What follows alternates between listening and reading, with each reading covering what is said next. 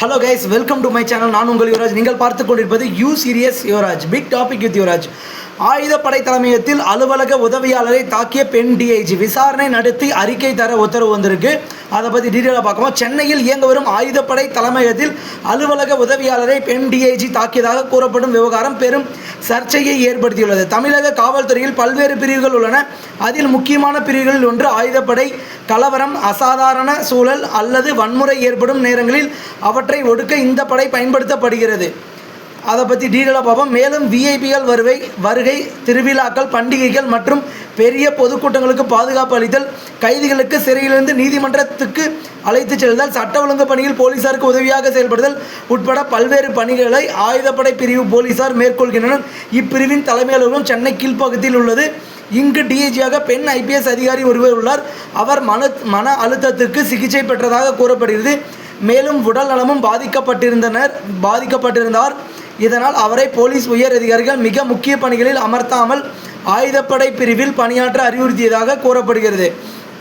கோப்புகளை வீசி இவர் பணியில் இருந்தபோது கோப்பில் கையெழுத்து வாங்க வந்த அலுவலக ஆண் உதவியாளர் அமைச்சு பணியாளர் ஒருவரது செயல் பெண் டிஐஜிக்கு ஆத்திரத்தை ஏற்படுத்தியதாம். இதனால் கோபமடைந்த பெண் டிஐஜி அலுவலக உதவியாளர் மீது கோப்புகளை வீசி எறிந்ததாகவும் காலணியால் தாக்கியதாகவும் கூறப்படுகிறது. இதைத் தொடர்ந்து அந்த அலுவலக உதவியாளர் அவரது சங்க நிர்வாகிகளிடம் முறையிட்டுள்ளார். என்னதான் அவர் மேல் தப்பே இருந்தாலும் நீங்கள் அவர் அடிச்சிருக்கக்கூடாது. இது ஒரு கொடுமையான செயல்.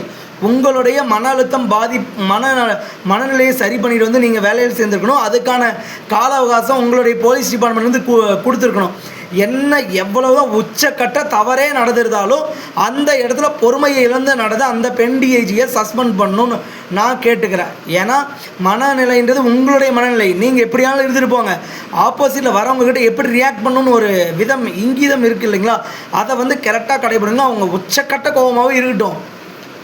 ஓகேங்களா? இப்போ ஒரு குற்றவாளிகள் நடத்துகிற மாதிரி ஒரு போலீஸ்கார் சக ஊழியர்கிட்டையும் நடந்துக்கிறது எந்த ஒரு விதத்திலையும் ஏற்றுக்கூடிய ஒன்றும் கிடையாது. நாம் விஷயத்துக்கு வருவோம். இந்நிலையில் சம்பந்தப்பட்ட பெண் ஐபிஎஸ் அதிகாரி டிஜிபியிடம் இந்த விவகாரம் தொடர்பாக மனு அளித்துள்ளார். இது தொடர்பாக விரிவான விசாரணை நடத்தி அறிக்கை தாக்கல் செய்ய டிஜிபி மற்றும் சென்னை காவல் ஆணையர் தனித்தனியாக உத்தரவிட்டுள்ளனர். இதன் அடிப்படையாக வைத்து அடுத்த கட்ட நடவடிக்கை எடுக்கப்பட உள்ளதாக அதிகாரிகள் தரப்பில் தெரிவிக்கப்பட்டது. ஓகே கைஸ், இந்த வீடியோ உங்களுக்கு பிடிச்ச லைக், ஷேர் அண்ட் சப்ஸ்கிரைப் பண்ணுங்க. அடுத்த வீடியோவில் பார்க்கலாம். Thank you guys.